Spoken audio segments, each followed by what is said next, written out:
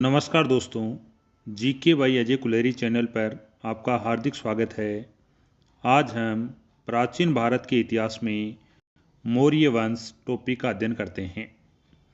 मौर्य वंश 322 ईसा पूर्व से 184 ईसा पूर्व तक शासन किया था। चाणक्य की सहायता से चंद्रगुप्त मौर्य ने नंद वंश के शासक धनानंद का नाश करके उसके स्थान पर मौर्य साम्राज्य की स्थापना की थी। चाणक्य का अन्य नाम है कौटिल्य, विष्णुगुप्त, द्विजभर्ष। यह चाणक्य को कहा जाता है। मौर्य वंश अथवा मौर्य कौन थे? पाली बौद्ध ग्रंथ महापरिनिब्बाण सूत्र के अनुसार मौर्य पिपली वन के क्षेत्रीय शासक थे। सिंहली महावंश के अनुसार कौशल नरेश विदुर के आक्रमण के पश्चात कपिलवस्तु के शाक्यों में से कुछ शाक्य हिमालय के एक गांव पिपली वन चले गए। पिपली वन मोरों के लिए प्रसिद्ध था। इस कारण मौर्य शाखा को पिपली वन के मौर्य कहा गया। बौद्ध ग्रंथ महावंश और जैन ग्रंथ परिशिष्ट पर्व के अनुसार ब्राह्मण चाणक्य ने 9वें नंद वंश का विनाश कर चंद्रगुप्त को संपूर्ण जम्बूद्वीप का सम्राट बनाया। यह चंद्रगुप्त मौर्य था। महाबोधि वंश में चंद्रगुप्त मौर्य को नरेंद्र कुल संभव बताते हुए क्षेत्रीय बताया गया है। दिव्यावदान में भी चंद्रगुप्त मौर्य को क्षेत्रीय कहा गया है। इतिहासकार गुरुन वेडेल ने मयूर को मौर्यों का राज्य चिन्ह बताया है। अशोक के लोरिया नंदनगढ़ के स्तंभ पर मयूर आकृति उत्कीर्ण है। सांची के महास्तूप के पूर्वी द्वार पर मयूरों की तरह कई आकृतियां उत्कीर्ण हैं। प्रथम दीर्घ शिलालेख में मयूर उत्कीर्ण है। ब्राह्मण साहित्य में मौर्य वंश को शूद्र बताया गया है। विष्णु पुराण में शिशु नाग वंश के पश्चात शूद्र योनि के राजा शासन करेंगे। विष्णु पुराण के टीकाकार श्रीधर स्वामी ने चंद्रगुप्त को नंद राजा की रानी मूरा से उत्पन्न बताया है। मूरा की संतान होने के कारण यह मौर्य कहलाए।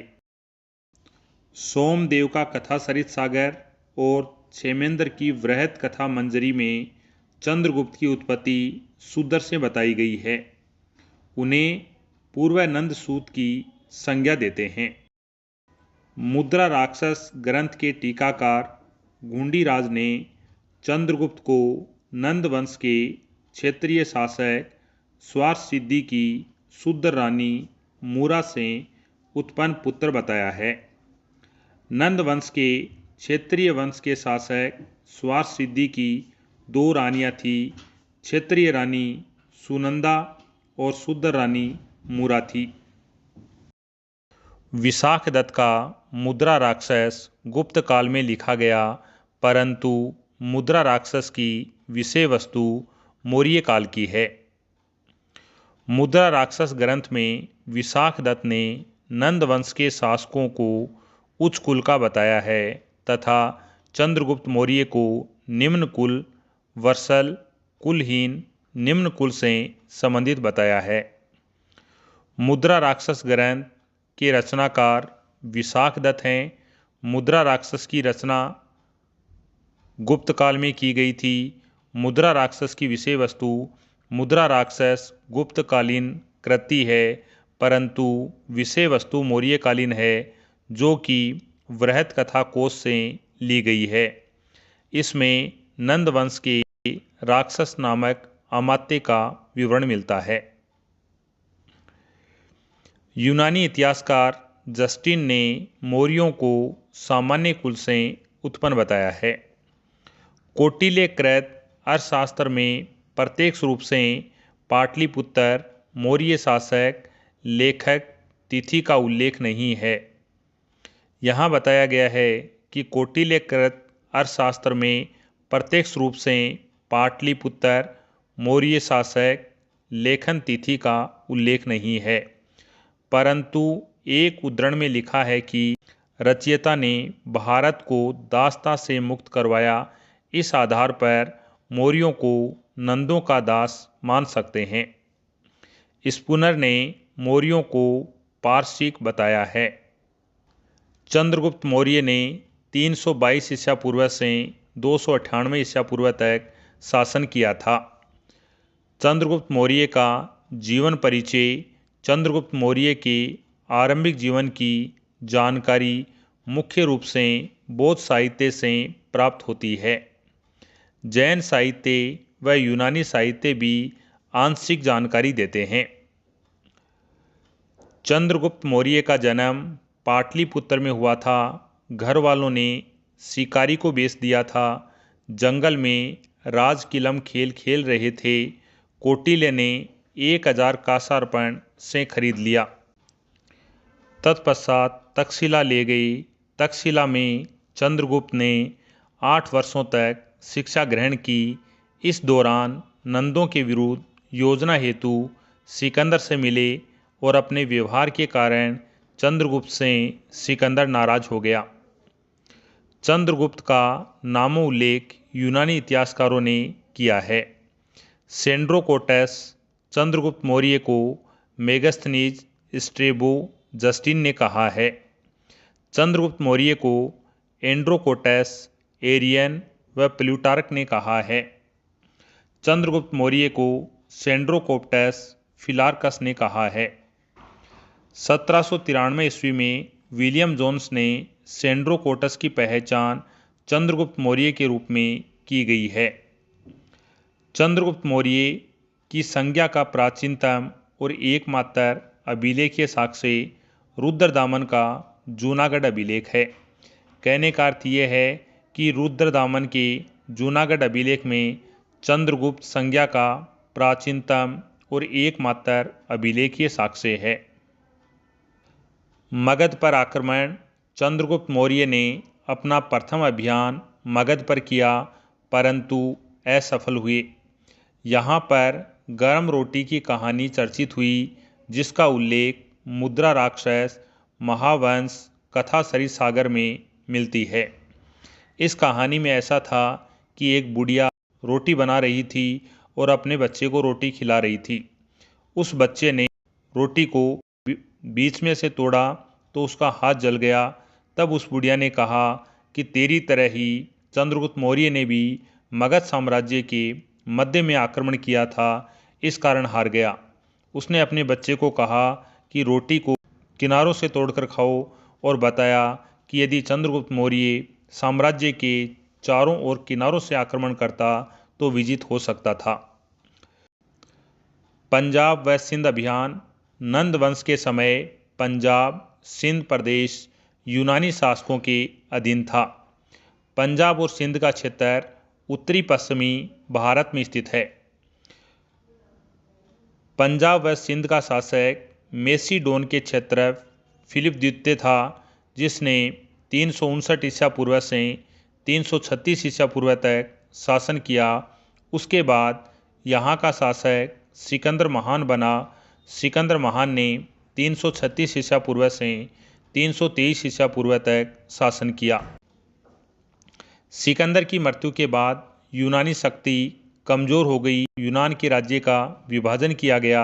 इस हेतु 323 ईसा पूर्व में बेबीलोन व 321 ईसा पूर्व में लेबनोन की संधि की गई।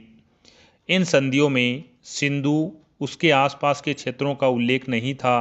अतः निष्कर्षतः माना जाता है कि यह क्षेत्र चंद्रगुप्त ने यूनानियों से छीन लिए थे। चंद्रगुप्त मौर्य ने उत्तरी पश्चिमी भारत के विभिन्न प्रांतों के यूनानी क्षेत्रफों, जिनमें यूडेमस जिसने पश्चिमी पंजाब का क्षेत्र, टेक्लिसिस जिसने झेलम नदी का समीपवर्ती क्षेत्र, पाइथन जिसने हिंदू कुश पर्वत का क्षेत्र पर अधिकार था, इनको चंद्रगुप्त मौर्य ने भगाकर इस क्षेत्र पर अपना अधिकार किया और इस क्षेत्र को यूनानी दासता से मुक्त करवाया। 317 ईसा पूर्व में पश्चिमी पंजाब का अंतिम यूनानी सेना नायक यूडेमस को भारत छोड़ने के लिए बाध्य किया। 317 ईसा पूर्व तक संपूर्ण सिंध और पंजाब पर चंद्रगुप्त मौर्य का अधिकार हो चुका था। चंद्रगुप्त मौर्य का प्रथम सफल अभियान पंजाब सिंध अभियान था। जस्टिन ने चंद्रगुप्त मौर्य की सेना को डाकुओं का गिरोह है कहा तथा पंजाब को तहस नहस करने की बात कही। प्लूटार्क ने कहा कि चंद्रगुप्त ने 6 लाख की सेना लेकर संपूर्ण भारत को रोन डाला था। मुद्रा राक्षस व परिशिष्ट पर्व के अनुसार चंद्रगुप्त को अपने विजय अभियानों में हिमालय क्षेत्र के शासक प्रवर्तक से सहायता प्राप्त हुई थी। जस्टिन ने कहा है कि सिकंदर की मृत्यु के बाद भारत ने अपनी गर्दन से दासता का जुआ उतार फेंका और उनके गवर्नरों की हत्या कर दी। मगध विजय और नंद वंश का उन्मूलन।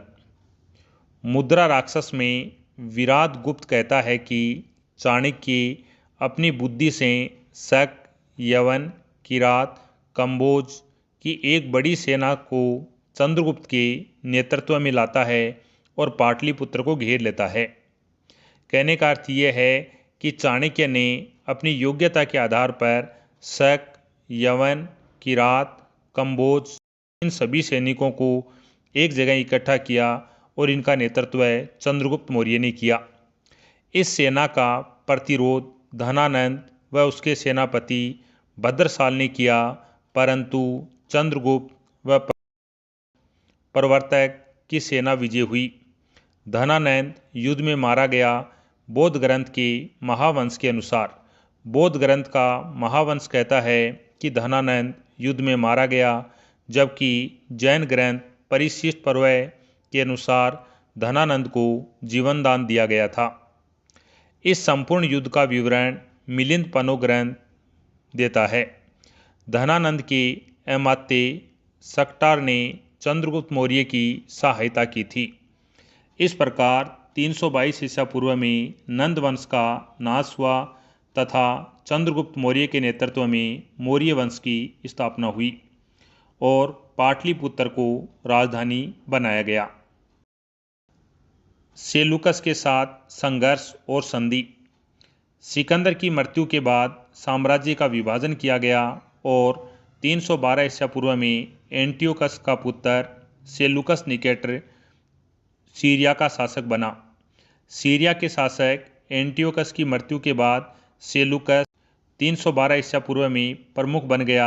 उसने उत्तर पश्चिमी भारत का अभियान 305 ईसा पूर्व में प्रारंभ किया। चंद्रगुप्त व सेलुकस के मध्य युद्ध हुआ। सेलुकस पराजित हुआ। चंद्रगुप्त के साथ संधि करने के लिए बाध्य हुआ। संधि की शर्तें सेलुकस ने चंद्रगुप्त को 4 प्रांत दिए: कंधार, काबुल, हेरात, मकरान। कंधार को आराकोसिया, काबुल को पेरोपनिसडाई, हेरात को एरिया, मकरान को जेट्रोसिया कहा जाता था। संधि की दूसरी शर्त, सेलुकस ने अपनी पुत्री हेलेना का विवाह चंद्रगुप्त मौर्य से कर दिया। यह बात एपियानस, स्ट्रेबो और मुद्रा राक्षस में बताई गई है। चंद्रगुप्त ने 500 हाथी सेलुकस को उपहार में दिए। सेलुकस ने मेगसनीज नामक राजदूत कंधार से चंद्रगुप्त मौर्य के दरबार में भेजा। इस संधि का उल्लेख स्ट्रेबो, एपियानस, प्लूटार्क ने किया है। विसेंट स्मिथ चंद्रगुप्त की सेलुकस पर विजय के बाद हिंदुकुश पर्वत भारत की वैज्ञानिक सीमा बन गया, जिसे प्राप्त करने के लिए मुगल व अंग्रेज व्यर्थ का प्रयास करते रहे। कहने का अर्थ यह है, चंद्रगुप्त की जो सीमा है वह सीमा हिंदुकुश पर्वत तक पहुंच गई। इस हिंदुकुश पर्वत की सीमा को वैज्ञानिक सीमा नाम दिया गया और इस वैज्ञानिक सीमा प्राप्त करने के लिए मुगल व अंग्रेज शासक प्रयास करते रहे, परंतु उनको सफलता नहीं मिली। पश्चिमी भारत की विजय। रुद्रदामन के गिरनार अभिलेख में लिखा है कि चंद्रगुप्त मौर्य ने सौराष्ट्र क्षेत्र को अपने अधीन किया। यहाँ पर जल संकट से राहत हेतु चंद्रगुप्त मौर्य के सौराष्ट्र प्रांतपति पुष्यगुप्त वैश्य ने सुदर्शन झील का निर्माण करवाया था। यानी रुद्रदामन के गिरनार या जूनागढ़ अभिलेख से जानकारी मिलती है कि चंद्रगुप्त मौर्य के समय सौराष्ट्र के प्रांतपति पुष्यगुप्त वैश्य ने सुदर्शन झील का निर्माण करवाया था। सुदर्शन झील गुजरात के सौराष्ट्र क्षेत्र में स्थित है। सुदर्शन झील का निर्माण चंद्रगुप्त मौर्य के गवर्नर पुष्यगुप्त वैश्य ने करवाया था। सुदर्शन झील उज्जैन व रेवतक पहाड़ियों से निकलने वाली पलासिनी व सुवर्णसिक्ता नदियों पर स्थित है। सुदर्शन झील की मरम्मत का कार्य अशोक मौर्य के गवर्नर यवनराज दुशासन ने, दूसरा रुद्रदामन के गवर्नर सुविशाख ने, तीसरा स्कंदगुप्त के गवर्नर प्रणदत्त के पुत्र चक्रपालित ने सुदर्शन झील की मरम्मत करवाई थी। रुद्रदामन के जूनागढ़ अभिलेख से चंद्रगुप्त मौर्य, अशोक मौर्य और रुद्रदामन की जानकारी मिलती है। स्कंदगुप्त के गिरनार लेख से स्कंदगुप्त की जानकारी मिलती है। चक्रपालित ने सुदर्शन झील के किनारे एक विष्णु मंदिर का निर्माण करवाया था। चंद्रगुप्त मौर्य की पूर्वी भारत विजय। चंद्रगुप्त मौर्य की पूर्वी भारत विजय की जानकारी सोहगोरा अभिलेख गोरखपुर उत्तर प्रदेश और महास्थान अभिलेख बांग्लादेश से मिलती है। कहने का अर्थ यह है, चंद्रगुप्त मौर्य की पूर्वी भारत की विजय के जो स्रोत हैं उसमें एक सोहगोरा अभिलेख है, यह उत्तर प्रदेश से प्राप्त हुआ है। दूसरा महास्थान अभिलेख है, यह बांग्लादेश से प्राप्त हुआ है। सोहगोरा अभिलेख उत्तर प्रदेश के गोरखपुर से प्राप्त हुआ है। सोहगोरा अभिलेख की खोज 1893 ईस्वी में की गई थी। सोहगोरा अभिलेख ब्राह्मी लिपि और प्राकृत भाषा में है। सोहगोरा अभिलेख मौर्य काल का एकमात्र अभिलेख है जो ताम्रपत्र पर अंकित है। सोहगोरा अभिलेख श्रावस्ती के महामात्रों द्वारा पारित मानवस्ती नामक स्थान से प्रेषित एक आदेश है, जिसमें कहा गया है कि त्रिवेणी, मथुरा, चंचू, मोडमा तथा भट्ट में अवस्थित अनाज ग्रहों का उपयोग सूखा व अकाल की परिस्थितियों में किया जाएगा। अनाज ग्रहों का निर्माण संभवतः चंद्रगुप्त मौर्य के द्वारा करवाया गया था। कहने का अर्थ यह है, सोहगोरा अभिलेख में बताया गया है कि चंद्रगुप्त मौर्य ने अनाज ग्रहों का निर्माण करवाया था और इन अनाज ग्रहों का उपयोग सूखा व अकाल के समय किया जाएगा। इस लेख पर अन्नागार का चित्र भी उत्कीर्ण है। ताम्रपत्र के ऊपरी हिस्से पर उद्भव चंद्राकार चिन्ह के आधार पर केपी जायसवाल यह स्वीकार करते हैं कि चंद्रगुप्त मौर्य का शासकीय चिन्ह था। यह अभिलेख चंद्रगुप्त मौर्य का लेख है, इसमें 4 पंक्तियों का उल्लेख है। महास्थान अभिलेख बांग्लादेश के बागुड़ा जिला से प्राप्त हुआ है। महास्थान अभिलेख की खोज 1931 ईस्वी में की गई थी। महास्थान अभिलेख ब्राह्मी लिपि प्राकृत भाषा में है। महास्थान अभिलेख 7 पंक्तियों में चूना पत्थर पर लिखा गया है। चंद्रगुप्त मौर्य की बंगाल विजय की पुष्टि होती है। महास्थान अभिलेख में तेल, द्रुम, धान 2 प्रकार के सिक्के का उल्लेख मिलता है। ये 2 प्रकार के सिक्कों में एक गंदना, दूसरा काकनी था। उक्त चारों के भंडारण गोलाकार अनाज ग्रहों में किए गए हैं ताकि आग, जल, तोतों के कारण अकाल की स्थिति में राहत दी जा सके। चंद्रगुप्त मौर्य की दक्षिणी भारत की विजय। जस्टिन व प्लूटार्क के अनुसार संपूर्ण भारत चंद्रगुप्त मौर्य के अधिकार में था। मुद्रा राक्षस में चंद्रगुप्त मौर्य का साम्राज्य चतुसमुद्र पर्यंत कहा गया है। महावंश के अनुसार कौटिल्य ने चंद्रगुप्त को संपूर्ण जम्बूद्वीप का शासक बताया है। जम्बूद्वीप की तुलना भारत से की जाती है। जैन परंपरा में चंद्रगुप्त मौर्य को श्रवणबेलगोला कर्नाटक जाने तथा चंद्रगिरी पहाड़ी पर तपस्या करने का उल्लेख है। श्रवणबेलगोला कर्नाटक में स्थित है और चंद्रगिरी पहाड़ी कर्नाटक में स्थित है। संगम लेखक मामूलनार के ग्रंथ एहनानूर में वर्णन मिलता है कि चंद्रगुप्त मौर्य विशाल सेना के साथ दक्षिण क्षेत्र में मोहर के राजा पर आक्रमण किया। इस अभियान में कोसर व बाडूगर नामक मित्र जातियों ने चंद्रगुप्त की मदद की थी।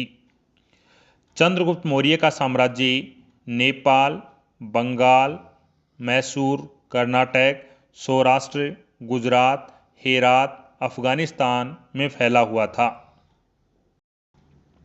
चंद्रगुप्त मौर्य की मृत्यु जैन ग्रंथ परिशिष्ट पर्वन के अनुसार जीवन के अंतिम समय में चंद्रगुप्त ने जैन धर्म स्वीकार कर लिया था। चंद्रगुप्त मौर्य की मृत्यु के पश्चात उसका पुत्र बिंदुसार मौर्य साम्राज्य का शासक बना।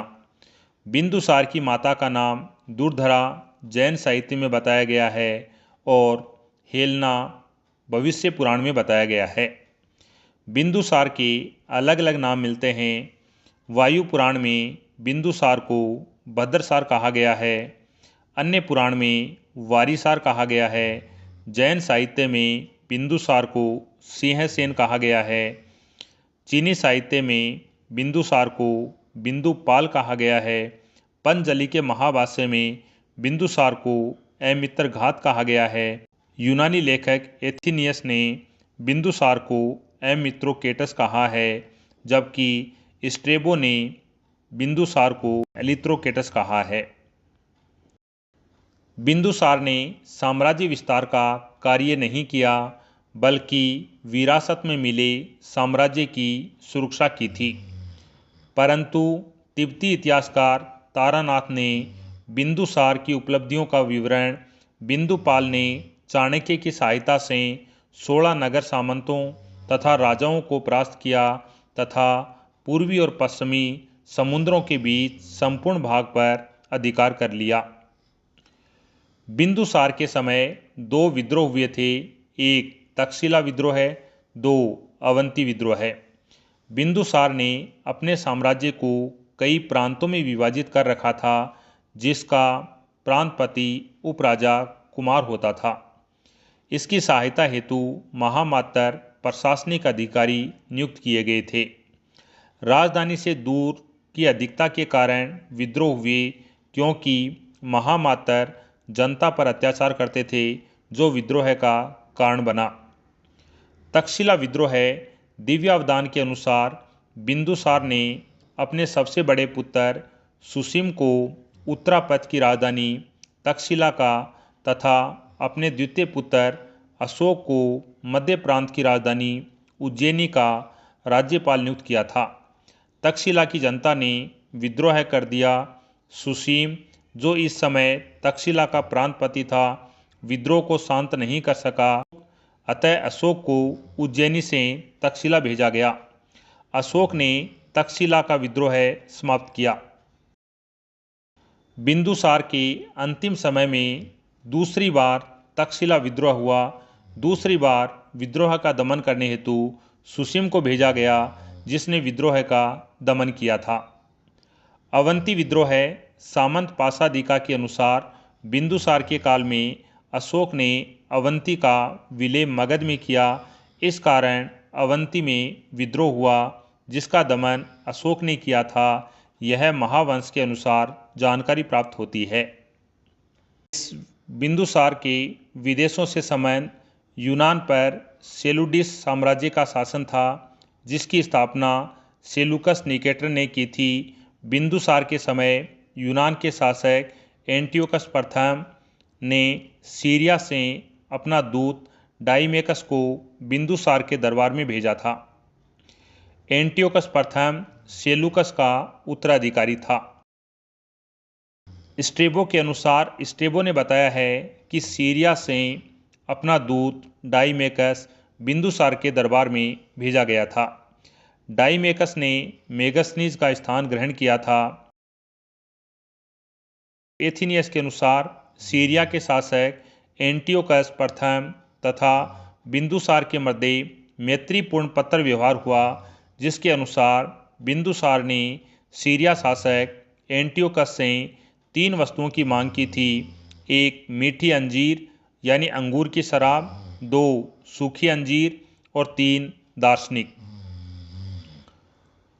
प्लिनी के अनुसार मिस्र के शासक टोलमी द्वितीय फिलाडेल्फस ने डायोनिसियस नामक एक दूत बिंदुसार के दरबार में भेजा था। इन 3 चीज़ों की मांग की गई, जिनमें मीठी अंजीर और सूखी अंजीर भेज दी गई, परंतु दार्शनिक को नहीं भेजा, क्योंकि उन्होंने कहा कि हमारा कानून है उसमें दार्शनिक भेजना वर्जित है। प्लिनी के अनुसार मिस्र के शासक टोलमी द्वितीय फिलाडेल्फस ने डायोनिसियस नामक एक दूत बिंदुसार के दरबार में भेजा था। दिव्य अवदान के अनुसार बिंदुसार के साम्राज्य के संचालन हेतु 500 सदस्यों वाली एक मंत्री परिषद थी, जिसका प्रधान खल्लाटक था। महावंश के अनुसार बिंदुसार ने 60,000 ब्राह्मणों पर रहम किया था, अतः वह ब्राह्मण था। बिंदुसार के दरबार में आजीवक परिवारजक संप्रदाय का ज्योतिषी निवास करता था, जिसके कारण बिंदुसार को आजीवक धर्म का बताया गया है। यह दिव्य अवदान के अनुसार बताया गया है। आर्य मंजूश्री मूल कल्प में बिंदुसार को साहसी, वाक निपुण और मधुभाषी कहा गया है। अशोक मौर्य ने 273 ईसा पूर्व से 232 ईसा पूर्व तक शासन किया था। अशोक मौर्य का प्रारंभिक जीवन अशोक के आरंभिक जीवन की जानकारी के स्रोत बौद्ध साहित्य हैं। अशोक मौर्य का पिता बिंदुसार था। अशोक मौर्य का जन्म पाटलिपुत्र में 304 ईसा पूर्व में हुआ था। अशोक की माता का नाम सुभद्रांगी था। अशोक अवदान के अनुसार महाबोधि वंश के अनुसार अशोक मौर्य की माता का नाम धम्बा था। दिव्य अवदान के अनुसार अशोक मौर्य की माता का नाम जनपद कल्याणी था। टर्नर महोदय के अनुसार माता हेलना थी। इतिहासकार धम्मा व जनपद कल्याणी दोनों नाम सुभद्रांगी के मानते हैं। सुभद्रांगी चंपा के ब्राह्मण की पुत्री थी। आजीवक मतानुयायी थी। आजीवक मुनि जनसान इनके कुलगुरु थे। बौद्ध ग्रंथ में अशोक मौर्य के 5 विवाहों का उल्लेख मिलता है, जिनसे 4 पुत्रों व 2 पुत्रियों का जन्म हुआ।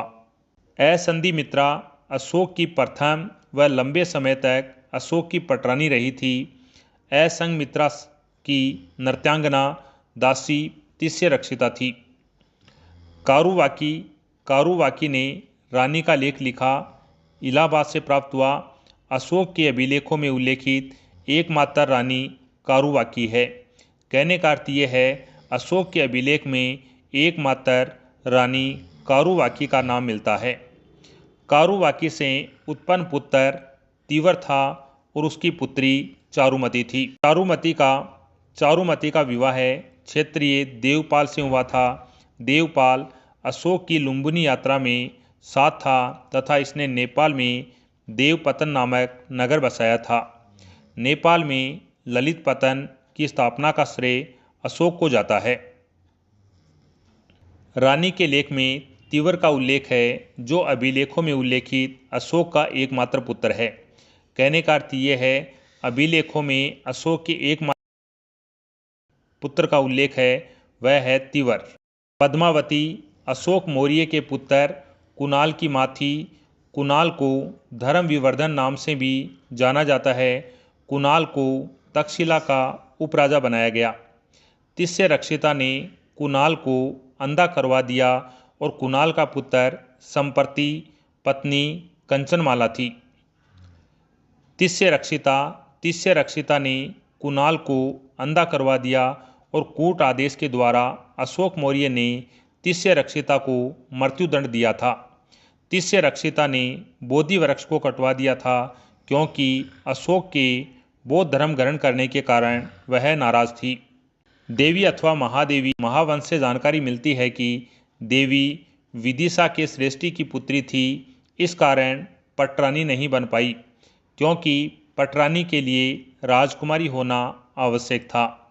अशोक मौर्य की प्रथम रानी थी महेंद्र व संघमित्रा की माता थी। विदिशा में देवी ने बौद्ध विहार का निर्माण करवाया था। देवी को शाक्य कुमारी भी कहा जाता है। राजतरंगिणी के अनुसार जालोक अशोक का पुत्र था। अशोक मौर्य का राज्याभिषेक 273 ईसा पूर्व में बिंदुसार की मृत्यु हुई और 269 ईसा पूर्व में अशोक मौर्य का राज्याभिषेक हुआ। ऐसे में मध्य के 4 वर्षों के अंतराल पर विद्वान एक मत नहीं है। केपी जायसवाल के अनुसार अशोक की 35 वर्ष की आयु पूर्ण नहीं हुई थी। इस कारण 269 ईसा पूर्व में सम्राट नहीं बन सका। सम्राट बनने के लिए 35 वर्ष की आयु आवश्यक थी, जो अशोक ने 269 ईसा पूर्व में पूर्ण की थी। बौद्ध ग्रंथ महावंश के अनुसार बिंदुसार की 16 पत्नियों के 101 पुत्र थे। सिंहली अनुश्रुतियों के अनुसार अशोक अपने 99 भाइयों की हत्या करके शासन बना था। तारानाथ के अनुसार अशोक ने अपने 6 भाइयों को मारकर शासक बना। बौद्ध साहित्य दिव्यावदान ने अशोक मौर्य को चंड अशोक, कामाशोक कहा है एवं लिखा है कि अशोक ने पाटलिपुत्र में नरक ग्रह के अंदर का निर्माण करवाया था और यहाँ पर 500 कुरूप स्त्रियों को जला दिया गया। कालांतर में बाल पिंडक के प्रभाव में आकर यह यातना के अंदर बंद किया था। उक्त विवरण बौद्ध साहित्य का अतिरंजित विवरण है, जिसका खंडन निम्न आधार पर किया जा सकता है। समकालीन साहित्य व अशोक के अभिलेखों में भाइयों की हत्या का कोई विवरण नहीं मिलता है, सिवाय बौद्ध साहित्य में। कहने का अर्थ यह है, भाइयों की हत्या का विवरण बौद्ध साहित्य के अलावा अन्य कहीं से प्राप्त नहीं होता है। 5वें शिलालेख, जो कि राज्याभिषेक के कुछ वर्ष बाद उत्कीर्ण करवाया गया, अशोक ने अपने परिवार जीवित भाइयों के नाम लिखे हैं, अतः भाइयों की हत्या नहीं की थी। राज्याभिषेक से पूर्व अशोक उज्जैनी के गवर्नर थे। दिव्यावदान के अनुसार बिंदुसार ने मरते समय अपने बड़े पुत्र सुसीम को राजा बनाने की इच्छा प्रकट की थी, किंतु मंत्री परिषद अशोक के पक्ष में थी। अशोक ने सम्राट बनने के बाद राधागुप्त को अपना प्रधानमंत्री बनाया था। अशोक मौर्य का साम्राज्य विस्तार। अशोक मौर्य के राज्याभिषेक के बाद अशोक की प्रथम और अंतिम विजय कलिंग विजय थी। महापद्मनंद ने कलिंग का विलय मगध में किया था। चंद्रगुप्त मौर्य के समय भी कलिंग मगध का हिस्सा था। संभवतः बिंदुसार के समय कलिंग स्वतंत्र हुआ। अशोक कलिंग का विलय मगध में पुनः करना चाहता था। यहाँ बताया गया है, अशोक मौर्य की प्रथम और अंतिम विजय है वह कलिंग विजय थी। कलिंग चंद्रगुप्त मौर्य के समय मगध का भाग था, परंतु बिंदुसार के समय मगध से अलग हो गया। अशोक कलिंग को पुनः मगध में मिलाना चाहता था, क्योंकि वैतरणी लांगुलिये महानंदी क्षेत्र होने के कारण यह कलिंग का क्षेत्र उपजाऊ क्षेत्र था। बंगाल की खाड़ी व दक्षिणी भारत से संपर्क था, इस कारण व्यापारिक और आर्थिक रूप से भी कलिंग महत्वपूर्ण था। यह बात रोमिला थापर व प्लिनी मानते हैं। कौटिल्य के अनुसार कलिंग सूती वस्त्र, हाथियों के लिए प्रसिद्ध था। समुद्री लुटेरे नागाओं द्वारा मणिमुक्ति का वापस लाने हेतु कलिंग पर आक्रमण किया गया था। यह कलिंग पर आक्रमण के कारण बताए गए हैं। अशोक मौर्य के शासनकाल के 8वें वर्ष में कलिंग पर आक्रमण किया गया। कलिंग पर आक्रमण 261 ईसा पूर्व में किया गया था, जिसकी जानकारी अशोक का 13वां शिलालेख देता है। इस समय कलिंग का शासक कौन था, इसकी जानकारी के कोई भी स्रोत नहीं है। यह कलिंग युद्ध धौली पहाड़ियों में प्रवाहित होने वाली दया नदी के किनारे हुआ था और दया नदी भुवनेश्वर के पास है। इसमें लाखों नागरिक मारे गए थे और अशोक मौर्य की विजय हुई थी।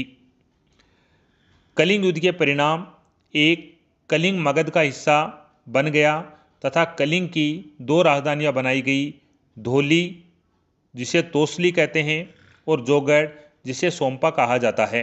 उत्तरी केंद्र की राजधानी तोसाली थी, जिसे आधुनिक धौली कहा जाता है। दक्षिणी केंद्र की राजधानी संपा थी, जिसे आधुनिक जोगढ़ कहा जाता है। अशोक को राजा की उपाधि दी गई। अशोक मौर्य ने साम्राज्यवादी नीति त्याग कर भेरी घोष यानी युद्ध नीति के स्थान पर धम घोष की नीति अपनाई। अविजित क्षेत्र को विजित बनाने हेतु बंदी, मृत्यु, हत्या भी अनिवार्य होती है। यह 13वें शिलालेख में लिखा गया है। इस प्रकार कलिंग युद्ध अशोक के काल का एकमात्र युद्ध अभियान था। राजतरंगिणी के अनुसार अशोक कश्मीर का शासक था। इसने झेलम नदी के किनारे श्रीनगर बसाया था। हेनसांग के अनुसार अशोक मौर्य ने कश्मीर बौद्ध संघों को दान दिया था। इस प्रकार कश्मीर अशोक के साम्राज्य का भाग था। अशोक के साम्राज्य में सुदूर दक्षिण, तमिलनाडु, केरल व असम का क्षेत्र सम्मिलित नहीं था। शेष संपूर्ण भारत अशोक मौर्य के अधिकार में था। कहने का अर्थ यह है, अशोक मौर्य के अधिकार में तमिलनाडु, केरल और असम के अलावा संपूर्ण भारत का क्षेत्र था। अशोक का साम्राज्य काठियावाड़, गुजरात, कलिंग, ओडिशा, कर्नाटक, उत्तर में कश्मीर तक फैला हुआ था। अशोक मौर्य की धार्मिक नीति राजतरंगिणी के अनुसार प्रारंभ में अशोक शैव धर्म से संबंधित था। फ्लिट महोदय कहते हैं कि कालांतर में बौद्ध धर्म में दीक्षित हुए। अशोक पर कई बौद्ध भिक्षुओं का प्रभाव पड़ा। उसमें नेग्रोथ, सिंहली अनुश्रुति, दीपवंश व महावंश तथा सामंत पासादिका के अनुसार राज्याभिषेक के चौथे वर्ष न्योग्रोथ, सुसीम का पुत्र नामक 7 वर्षीय बालक ने उसे बौद्ध धर्म में दीक्षित किया था। तत्पश्चात मोंगलीपुत्र तीस के प्रभाव में वह पूर्ण रूप से बौद्ध बन गया था। बाल पंडित समुद्र दिव्यावदान के अनुसार बाल पंडित समुद्र ने अशोक को बौद्ध धर्म में दीक्षित किया था। इसका अन्य नाम उपगुप्त भी है। उपगुप्त अशोकावदान व हेनसांग भी उपगुप्त को अशोक को बौद्ध धर्म में दीक्षित करने श्रेय देते हैं। मोंगलीपुत्र तीस बौद्ध धर्म में पूर्ण दीक्षा दी थी, वह है मोंगलीपुत्र तीस। यह दीपवंश व महावंश में कहा गया है। तारानाथ के अनुसार अशोक मौर्य तांत्रिक बौद्ध था तथा मातृ देवी का उपासक बताया गया है। कलिंग युद्ध के बाद अशोक मौर्य पश्चाताप करने हेतु 1 वर्ष तक पाटलिपुत्र के कुकुट विहार में निष्क्रिय अवस्था में रहे थे। प्रथम शिलालेख 12वें वर्ष 257 ईसा पूर्व में अशोक बताता है कि बौद्ध धर्म ग्रहण करने के पश्चात मैं 2.5 वर्ष तक साधारण उपासक रहा। उसने इस धर्म के प्रचार के लिए कोई विशेष कार्य नहीं किया। इसके पश्चात मैं 1 वर्ष में कुछ अधिक समय तक संघ से काफ़ी निकट रहा और उसके प्रति पूर्ण समर्पित हो गया। मेरे पर्यटन से ही पूर्व जम्बूद्वीप में धर्म में इतनी उन्नति कभी नहीं हुई। अशोक मौर्य का मूल्यांकन S.C. चौधरी के अनुसार अशोक में चंद्रगुप्त मौर्य जैसी शक्ति, समुद्रगुप्त जैसी बहुमुखी प्रतिभा तथा अकबर जैसी सहिष्णुता थी। वह एक प्रजापालक शासक था तथा उसका राजत्व पितरपरक था। उसने कभी देवीय उत्पत्ति का दावा नहीं किया। अशोक ने बौद्ध धर्म के उपासक स्वरूप को ग्रहण किया तथा उसके प्रचार प्रसार के लिए अपने विशाल साम्राज्य के सभी साधनों को लगा दिया। दिव्यावदान के अनुसार अशोक का राज्य शासन प्रसिद्ध था, उतना ही अंत हुआ।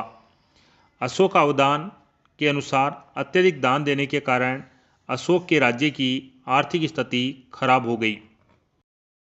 रिज डेविड्स के अनुसार अशोक की तुलना ईसाई धर्म प्रचारक सम्राट कॉन्स्टेंटाइन से की गई है। मैकफॉल ने रोमन सम्राट एंटियोनिस व सेंट पॉल से अशोक मौर्य की तुलना की है। S.G. वेल्स ने कहा है कि अशोक के प्रकाश से इतिहास के स्तंभ वोल्गा से जापान तक प्रकाशमान रहेगा। अशोक मौर्य के उत्तराधिकारी पुराण के अनुसार अशोक मौर्य के उत्तराधिकारी कुणाल, बंधुपालित, इंद्रपालित, दसोन, दशरथ, संप्रति, शालीशुक, देवधर्मन, सद्धनुष, बृहदर्थ थे। राजतरंगिणी के अनुसार कश्मीर में अशोक का उत्तराधिकारी जालोक था। जालोक शैव धर्म को मानने वाला था और बौद्ध धर्म का विरोधी था। तारानाथ गांधार शासक का पुत्र वीरसेन बना। वायु पुराण के अनुसार अशोक के पश्चात कुणाल शासक बना। कुणाल अंधा था, इसे धर्म विवर्धन की उपाधि दी गई थी। डॉक्टर स्मिथ के अनुसार कुणाल के बाद मौर्य साम्राज्य का पतन हो गया। बौद्ध ग्रंथ व जैन ग्रंथ के अनुसार संप्रति को अशोक का उत्तराधिकारी मानते हैं। मत्स्य पुराण और विष्णु पुराण में संप्रति से पहले दशरथ को शासक मानते हैं। संप्रति जैन धर्म का संरक्षक व अनुयायी था। संप्रति हजारों जैन मंदिरों का निर्माण करवाया था और संप्रति का शासन केंद्र उज्जैन था।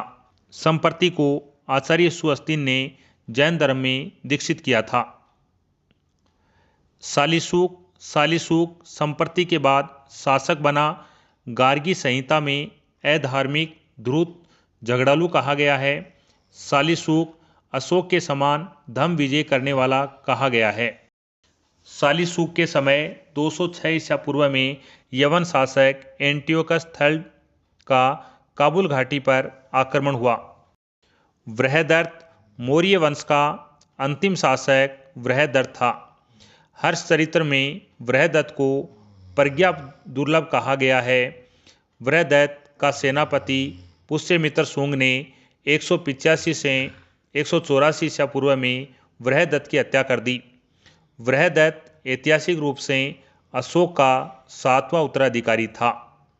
मौर्य साम्राज्य के पतन के कारण पंडित हरप्रसाद शास्त्री के अनुसार अशोक की धम्म नीति व ब्राह्मण विरोधी नीति को मौर्य साम्राज्य के पतन का प्रमुख कारण माना है।